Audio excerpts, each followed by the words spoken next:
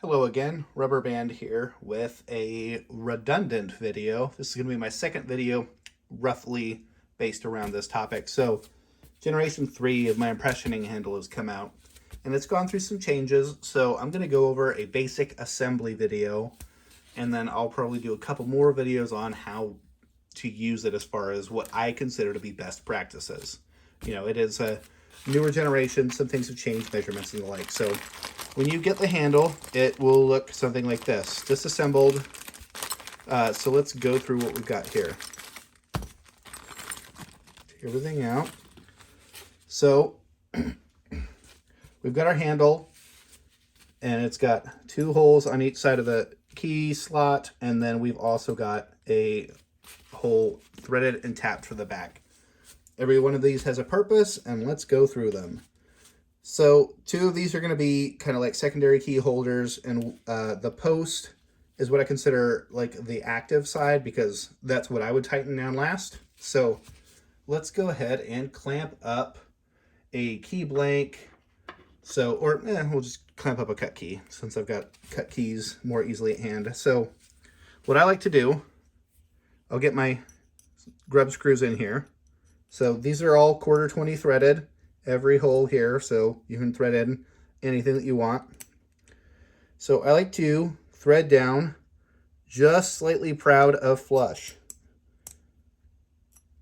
So that kind of makes it to where I don't really have to clamp down all 4 screws. So that's important in things like competition where you really have to clamp down your key all at once and do that with the minimum amount of movements possible. So you take your post here and you've got your fiber washers. I like to do 3 towards the head of the screw. I don't usually drop it. Spring, then another fiber washer, and that'll keep the spring from digging into our sleeve here. So we get this all tucked in and we would put it and kind of partially thread it in here. This is coped to match the body of the handle. So we'll go ahead and just clamp this on in there. Oops. So you can see it's starting to dig down in there. Oop, there we go. I guess I should look through the camera. So what I like to do is I like to set the key in here against the back here. So in the jaw, it would look like this. So I like to kind of put my fingers like this and then use that to kind of butt into it.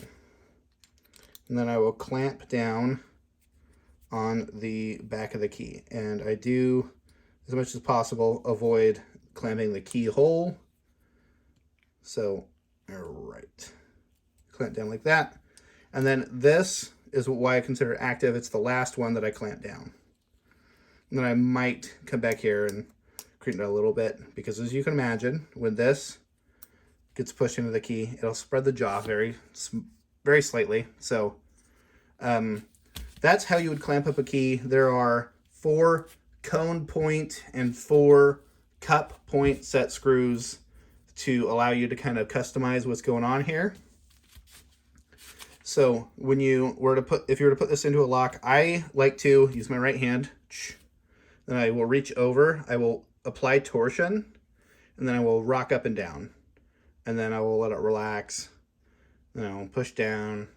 So that'll all be a separate video, but that's how to clamp it up. But my main goal with this was to make it storable and stowable, kind of like an everyday carry sort of impressioning handle, insofar as that I actually do tend to everyday carry one of these. So we'll unclamp the key and we'll go over that part. All tools and screws are included, but 1/4 is something that you can get pretty easily anywhere. So you can do different things if you are enterprising. So, and you can also, like, if you could think of anything you might want to clamp on the back here to make something different. So to stow it, you can tell that the coping wouldn't really go against that. So all you got to do is flip it around and then just thread it right into the back here.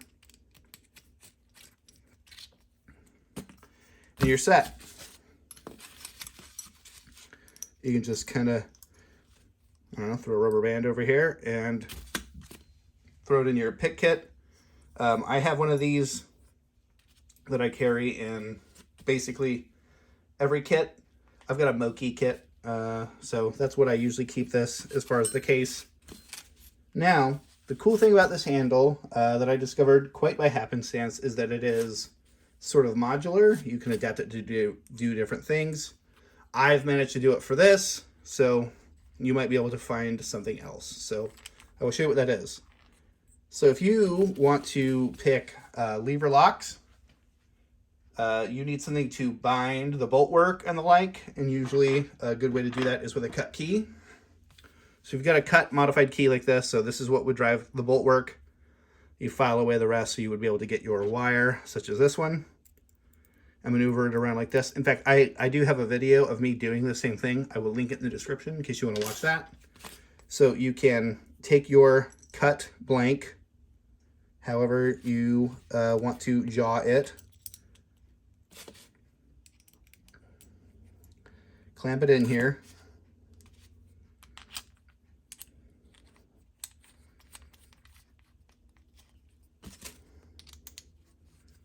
so you would take your lever padlock. This is non-posted, so in here, get your wire underneath. You need to feed them both at the same time. So you see how the slot lets you do both.